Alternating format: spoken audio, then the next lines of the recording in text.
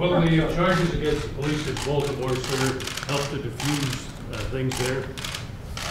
Before I answer your question, when we were discussing why I thought freedom of the press was so important, I actually used the example of Selma, the incredible courage of those marchers across the bridge.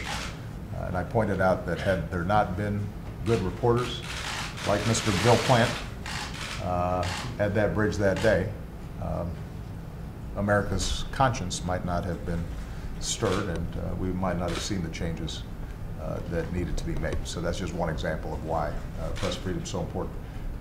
Bill, the state's attorney had literally just walked to the podium as I was coming in here, so I have not had an opportunity to see the nature of the charges. I didn't watch the press conference that she engaged in. So let me just say this, building on what I said in the Rose Garden. It is absolutely vital that the truth comes out on what happened to Mr. Freddie Gray. And it is my practice not to comment on the legal processes involved. That would not be appropriate. But I can tell you that justice needs to be served. All the evidence needs to be presented. Those individuals who are charged obviously are also entitled to due process and rule of law. And so I want to make sure that our legal system runs the way it should. And the Justice Department and our new Attorney General is in communications with Baltimore officials to make sure that any assistance we can provide on the investigation is provided. But what I think the people of Baltimore want more than anything else is the truth. That's what people around the country expect.